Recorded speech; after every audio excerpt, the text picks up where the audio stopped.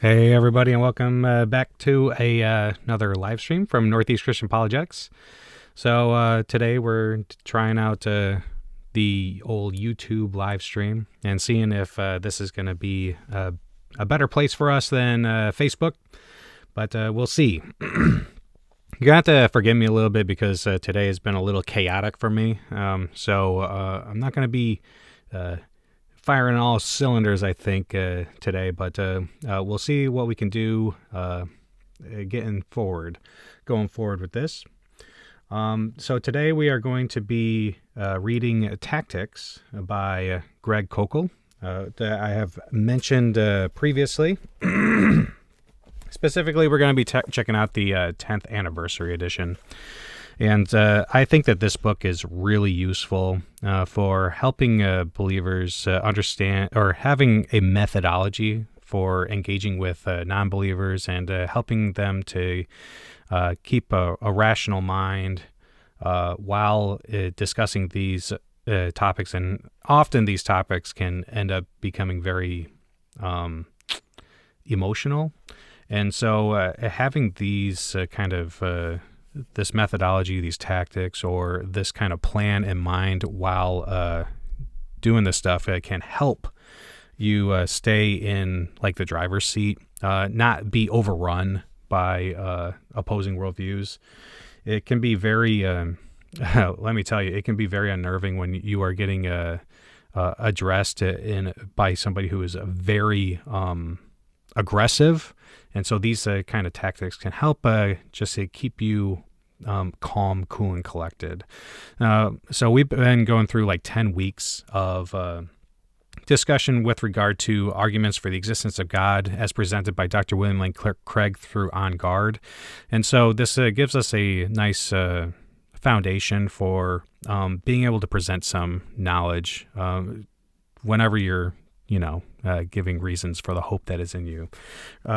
This week I listened to a really good sermon at Castle Church in Norwich, in which the Pastor Adam, was talking about owning your faith. And I think that it's important for us Christians to remember that if you are owning your faith and you're living in accordance with the commands of Jesus, then your behavior is going to provoke some questions from people, like, why is it that you have this hope? And so it's a really good for us to have these reasons on deck, not just anecdotal reasons like our personal testimony and stuff like that, but also philosophical reasons, historical evidences of that nature. And these tactics that are offered by Greg Koukl will help us to be able to present those things, and also to investigate other people's worldviews. As always, when talking about this stuff, I like to talk about where you can get these books from. And this book is a very popular book in Christian apologetics and world, and you can get it at christianbooks.com. And you can also obviously get it from Amazon. So be sure to get a copy for yourself. This book is really helpful. And the person that we are going to be, the person who we're talking about today, just one second, let me see if I can bring it up real quick.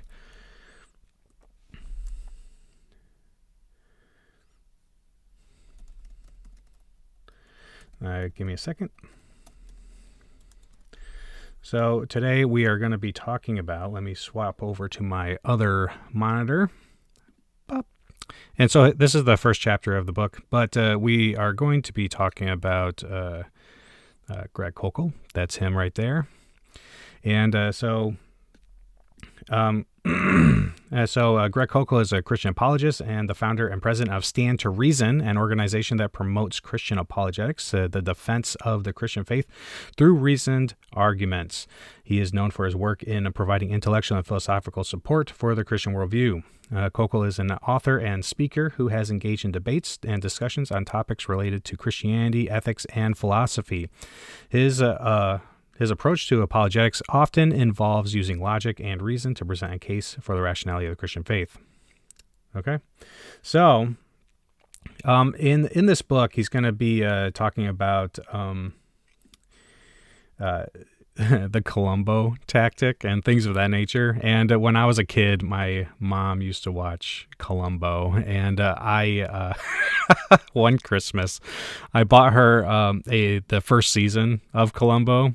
I think it was at least the first season of Columbo, and I was going to send it to her for a Christmas present, but I couldn't resist and started watching it, and actually ended up keeping that for myself. So I'm a big fan of Columbo, so I like the fact that he utilizes him in his teaching. But without any further delay, and if there's not any questions, then we'll go ahead and get going on this.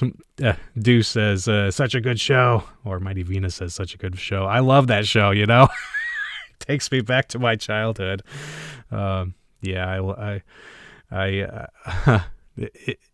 It's so old school, and I just love how he's a detective and he has a big old cigar and things. So, but yeah.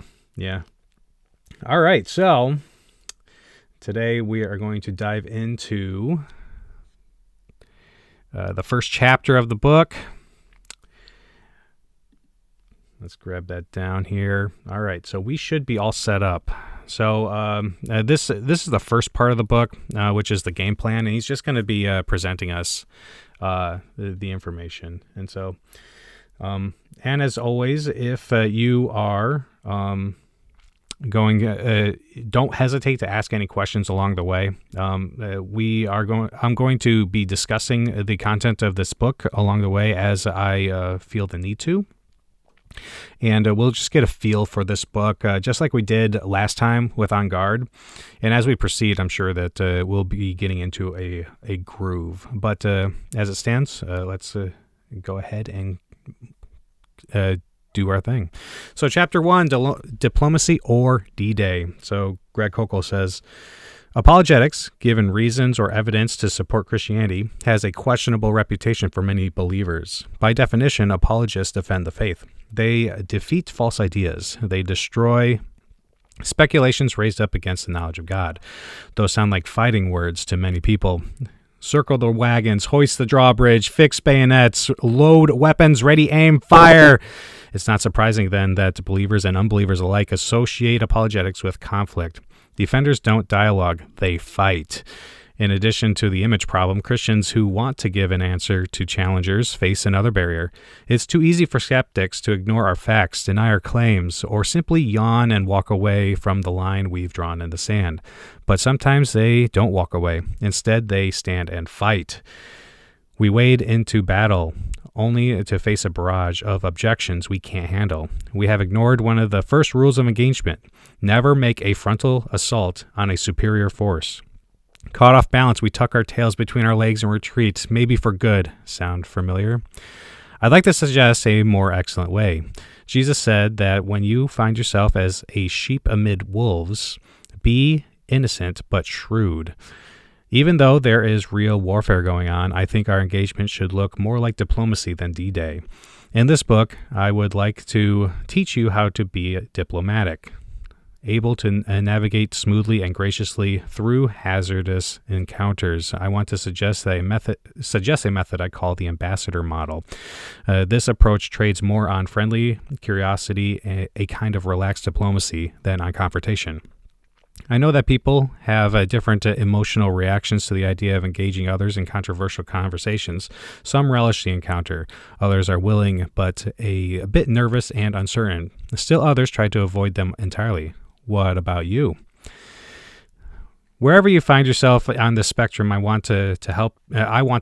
If you're like a lot of people who pick up a book like this, you would like to make a difference for the kingdom, but you're not sure how to begin.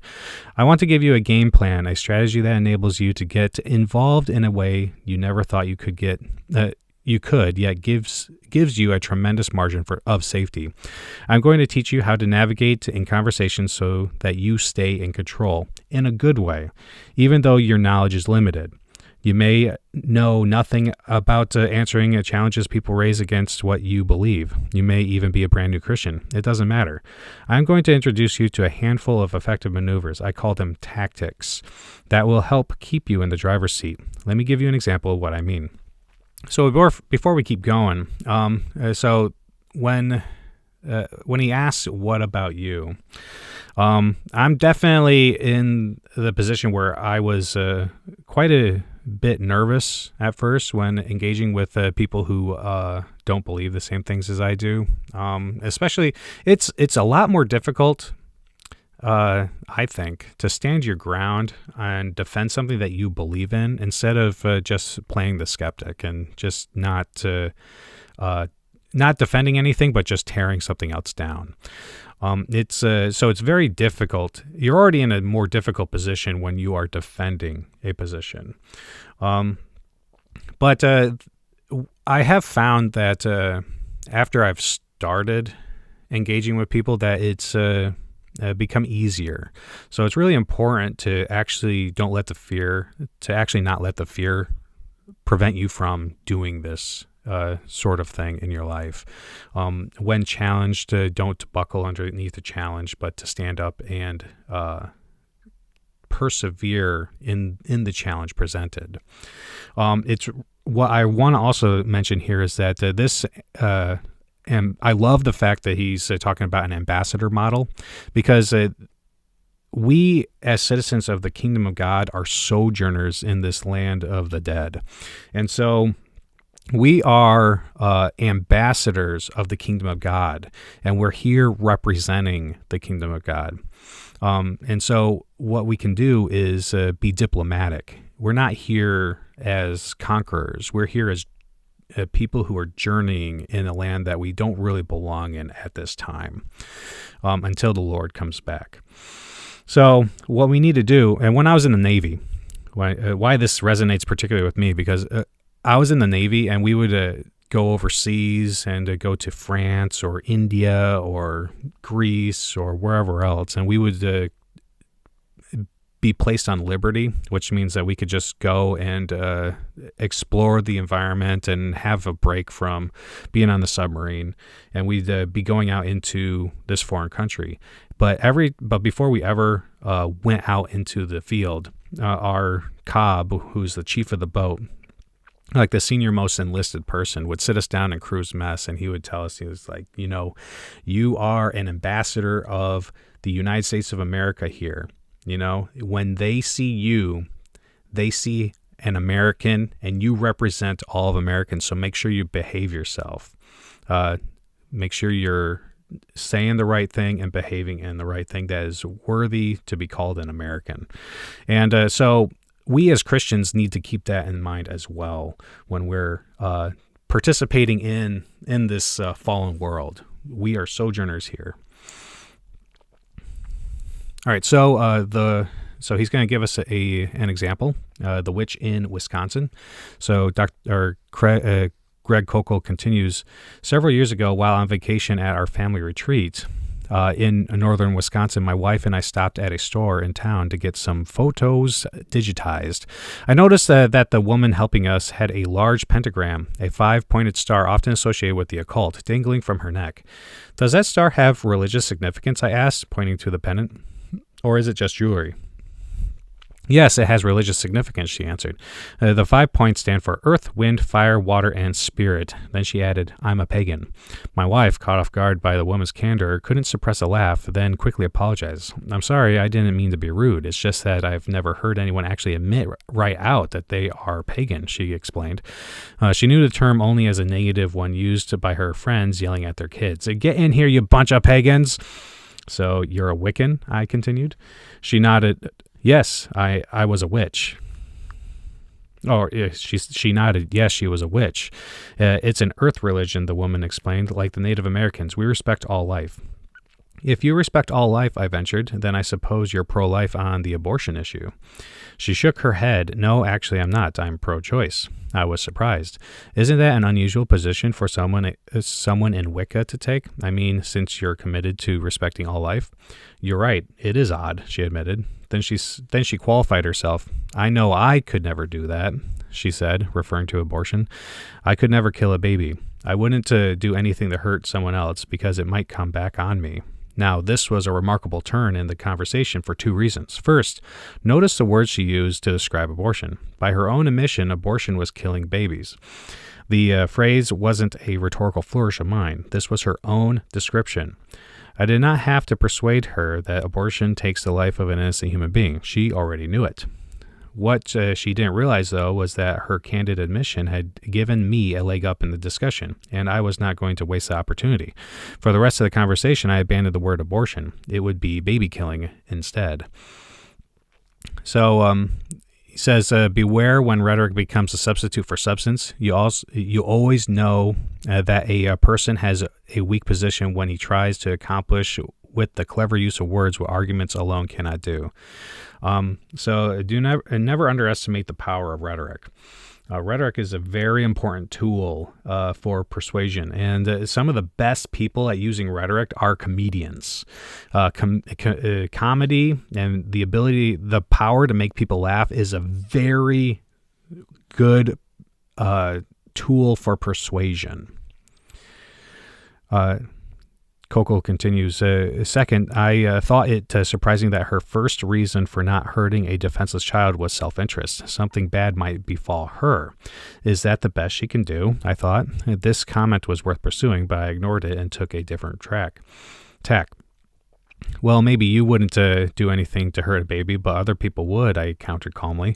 Shouldn't we do something to stop them from killing babies? I think women should have a choice, she responded quickly without thinking. Now, generally statements like women should have a choice are meaningless as they stand, like the statement, I have a right to take. The claim requires an object. Choose what? Take what? No one has an open-ended right to choose. People only have the right to choose particular things. Whether anyone has a right to choose depends on the choice they have in mind. In this case, though, there is no ambiguity. The woman had already identified what the choice amounted to, baby killing, to use her words. Even though she personally respected all life, including human life, this was not a belief she was comfortable forcing on others. Women still should have the choice to kill their own babies. That was her view. She did not state her conviction in those words, of course, but that was clearly what she believed. When bizarre ideas like these are implied, do not let them lurk in the shadows. Drag them into the light with a request for clarification. Make the implicit idea explicitly obvious. That is what I did next. Do you mean women should have the choice to kill their own babies? Well, she thought for a moment. I think all things should be taken into consideration on this question. Okay, tell me. What kinds of considerations would make it all right to kill a baby? Incest, she answered.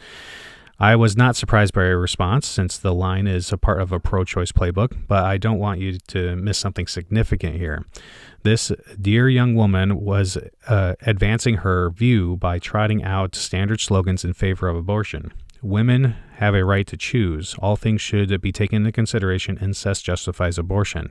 Yet in this case, her slogans do not defend abortion in the abstract, but explicitly promote baby killing. The fact hadn't registered with her, though, because her slogans were getting in the way. She was simply reciting her lines without thinking. However, you can see that from where I stood, the conversation was starting to sound a little weird. This happens all the time, of course, on both sides of the aisle. We trot out our pet slogans, whether secular ones or Christian ones, letting our catchphrases do the work that careful, thoughtful conversation should be doing instead. The habit often obscures the full significance or ramifications, in this case, of our words. I decided to take the conversation one step further, hoping to break the slogan spell. Let me see if I understand your view, I said. Let's just say I have a 2-year-old child standing next to me who had been conceived as a result of incest. On your view, it seems I should have the liberty to kill her. Is that right? This last question stopped her in her tracks. Though the notion was clearly absurd, it was also clear that she was deeply committed to her pro-choice convictions. She had no snappy slogan to respond with and had to pause for a moment to think about the corner she had backed herself into. Finally, she said, I'd have mixed feelings about that. It was the best she could do.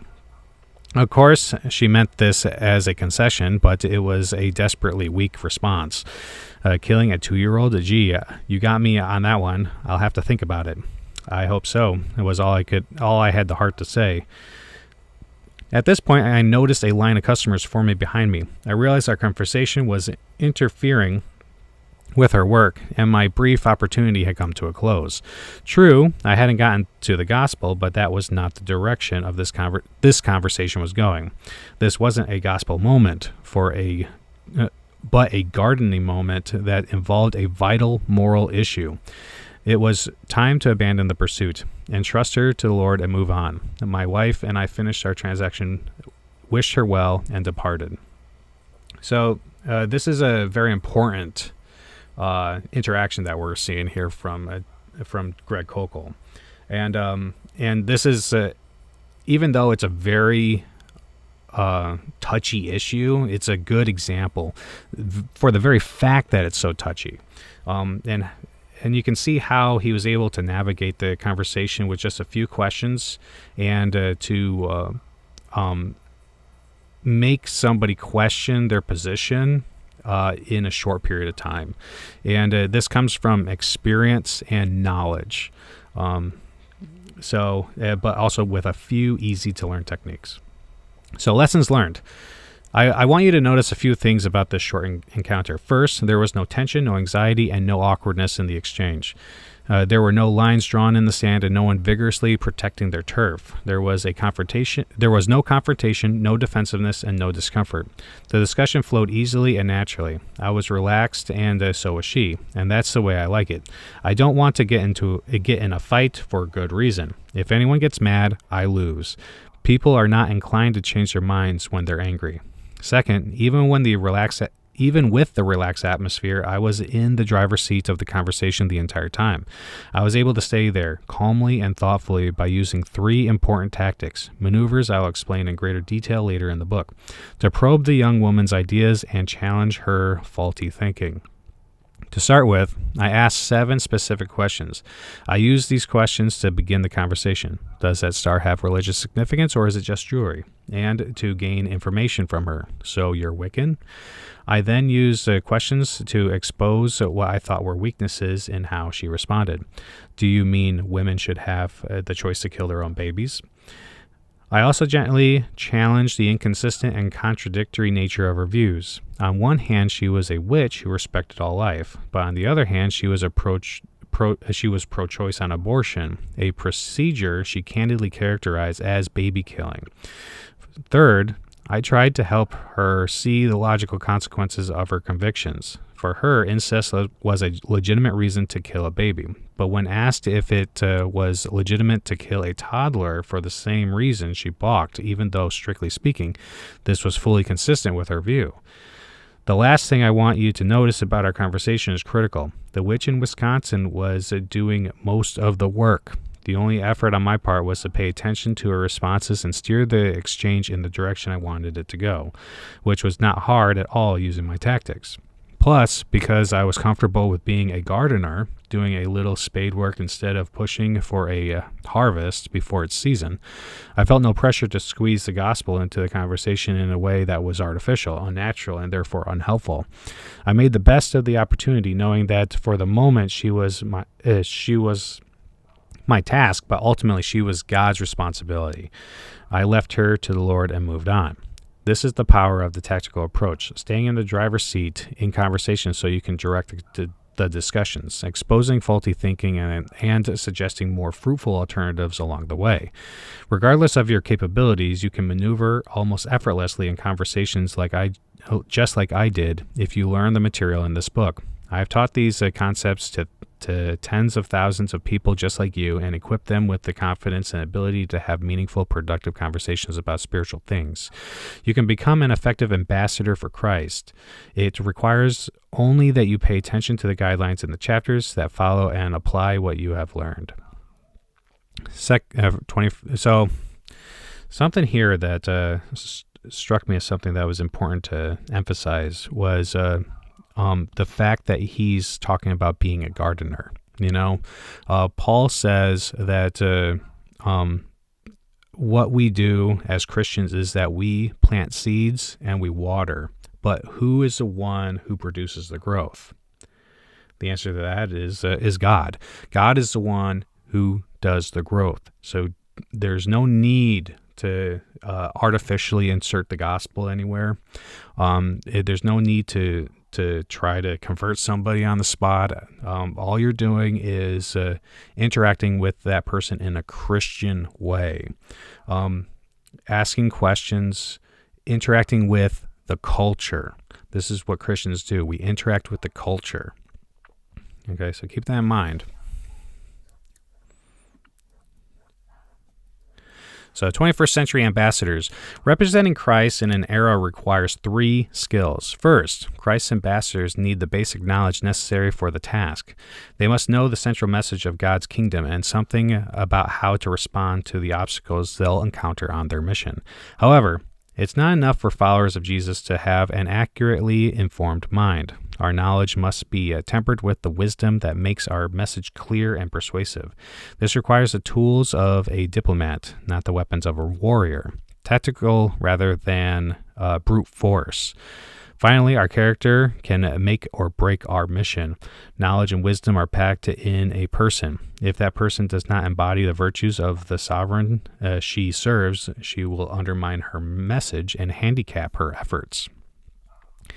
These 3 skills, knowledge and an accurately informed mind, wisdom, an artful method, and character, an attractive manner, play a part in every effective encounter with a non-believer.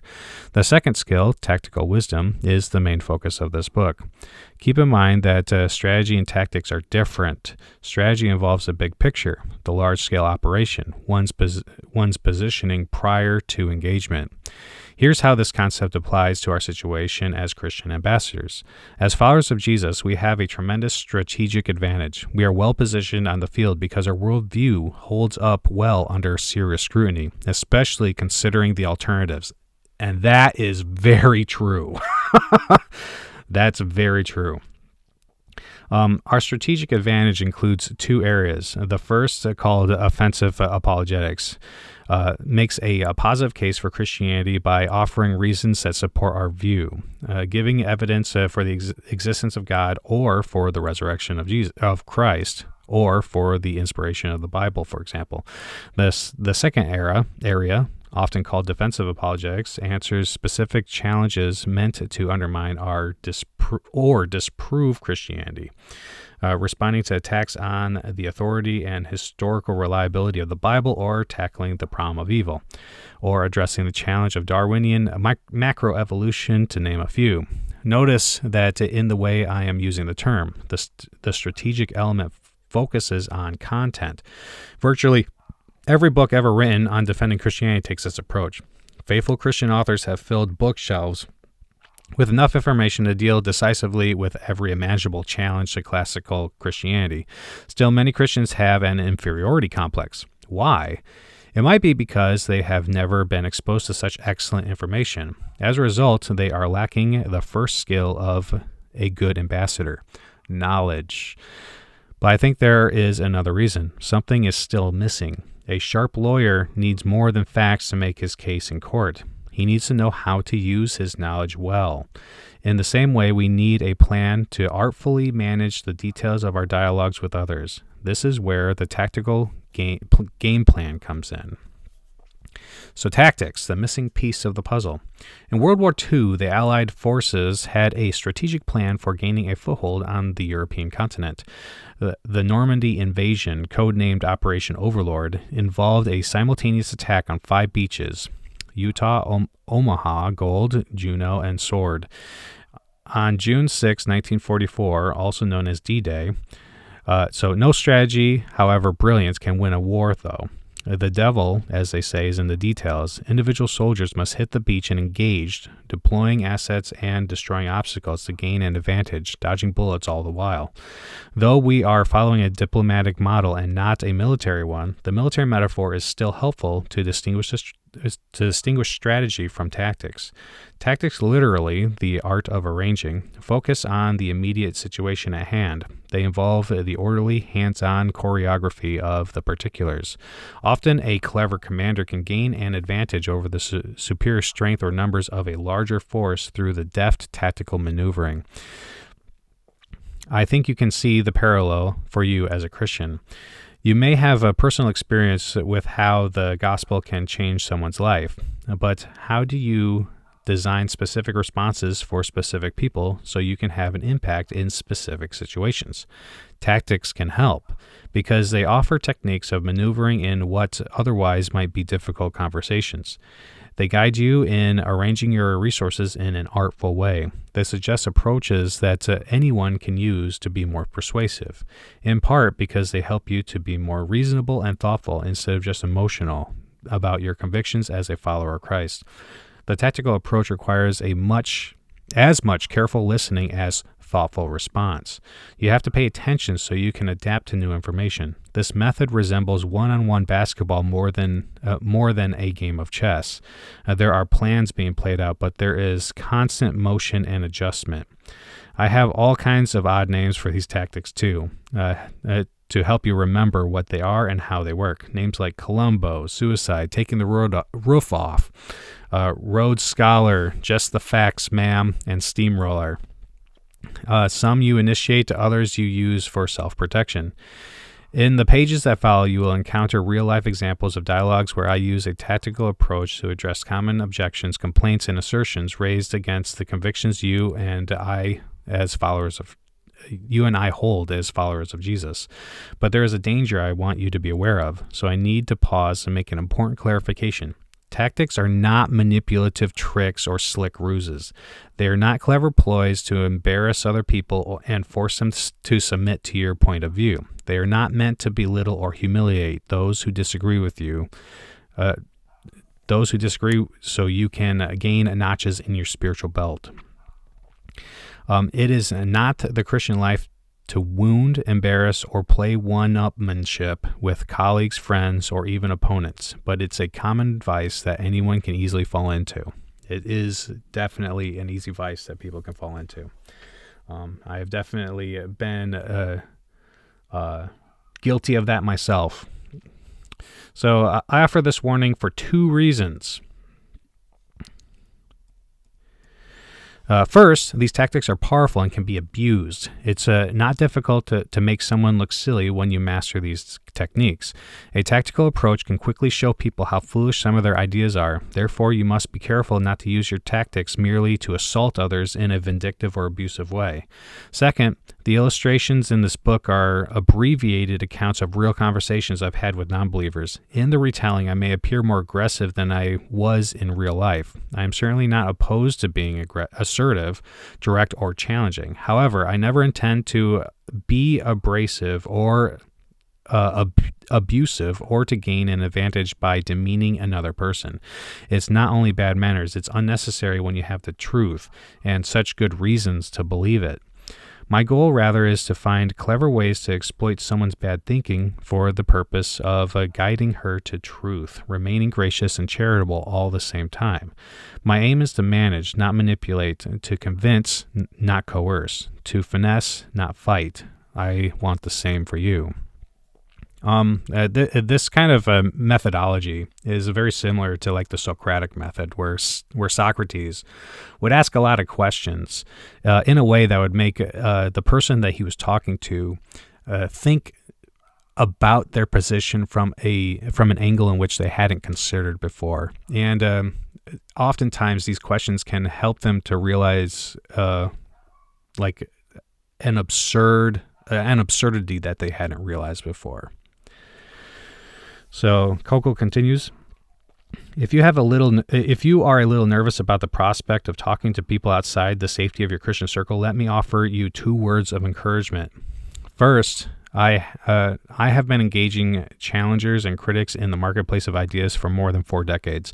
The people I talk with, atheists, cultists, skeptics, and secularists of every description, all oppose evangelical Christian views, sometimes vigorously and belligerently.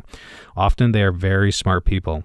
To be candid, this concerned me at first. I wasn't sure how the responses I'd learned in the safety of my study would fare against the smart guys in public with thousands of people watching or listening. What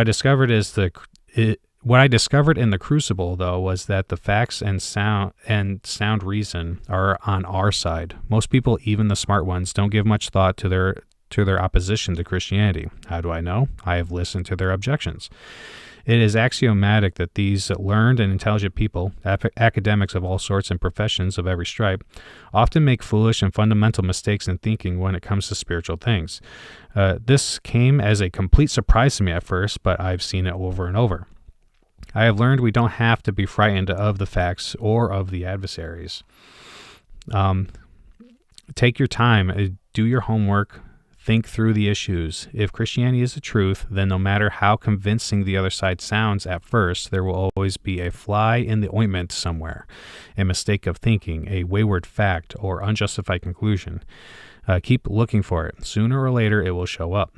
Many times, as you'll soon see, the right tactic will help you discover that flaw and show it for the error it is. Here is a second word of encouragement. You can do this. I will show you how. I will guide you step by step through a game plan that will help you maneuver comfortably and graciously in conversations about your Christian convictions and values. Move at your own pace. Engage at your comfort level. You will discover, though, that the tactical approach provides you with a large margin of safety. Yes, there is an art to this process, and learning any craft takes time and a little focused effort. It takes practice to turn a volatile situation into an opportunity. If you learn the tactics in this book, though, I promise you will get better at presenting the truth clearly and sometimes even cleverly. If you are an attentive student, in a very short time you will develop the art of staying in the driver's seat and steering the conversations during your discussions with others. You'll learn how to navigate through the minefields and gain a footing or an advantage in conversations. You'll be learning to be a better diplomat, an ambassador for Jesus Christ. So this is really important, I think, personally, because we are ambassadors in this fallen world, as we said. So any situation in which, in anything that can help us be more effective at making disciples is a good thing. All right, so we're getting to the end already. These chapters are going to be a lot shorter oftentimes than an on-guard, but what we learned in this chapter. First, we learned the value of using the tactical approach when discussing Christianity. Tactics help you manage the conversation by getting you into the driver's seat and keeping you there. Tactics also help you maneuver effectively in the midst of disagreement so that your engagements seem more like diplomacy than D-Day. Second, we defined tactics and distinguished them from strategy. Strategy involves the big picture, which in our case means the content, information, and reasons why someone should believe Christianity is true. Tactics, on the other hand, involve the details of the engagement, the art of navigating through the conversation itself. Third, we learned about the dangers of using tactics. Tactics are not manipulative tricks, slick ruses, or clever ploys to belittle or humiliate another person.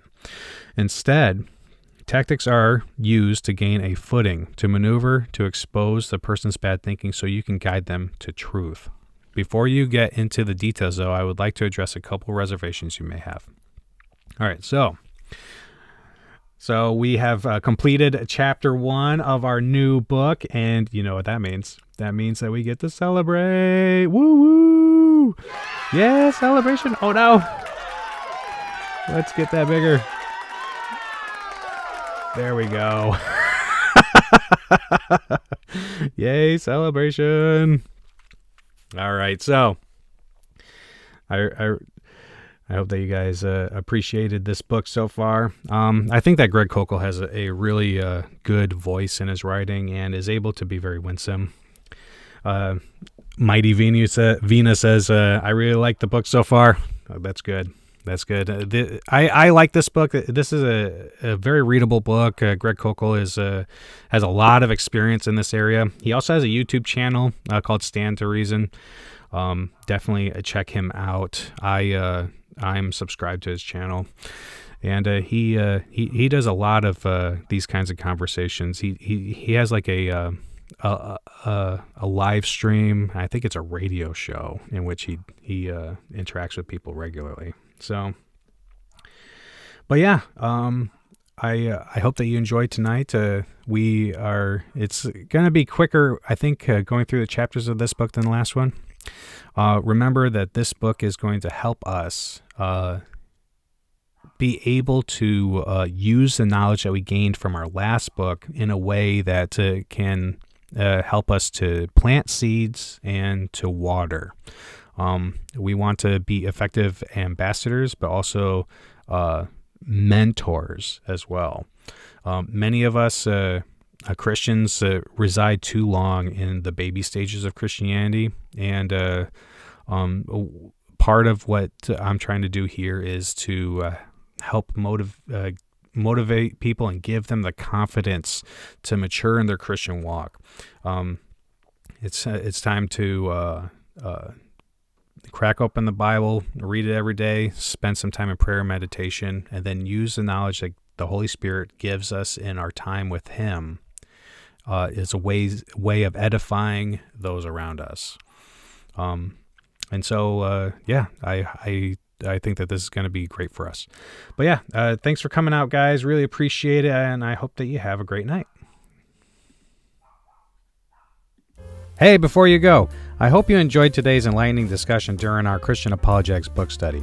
It's always a blessing to come together to explore our faith and grow in our understanding. Your participation means the world to me, and I'm grateful for your continued support of Northeast Christian Apologetics.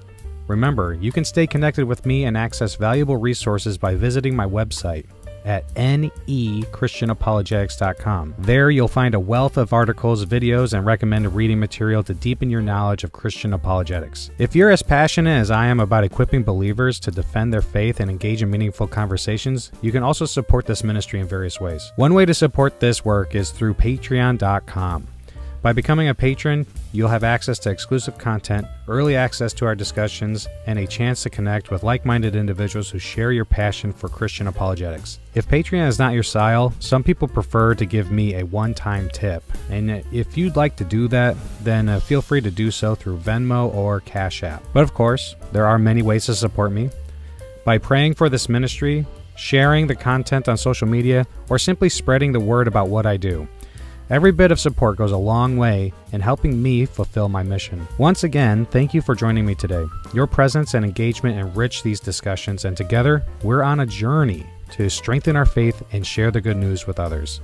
Stay tuned for more exciting book studies, thought-provoking discussions, and opportunities to grow your Christian apologetics journey. I look forward to seeing you again.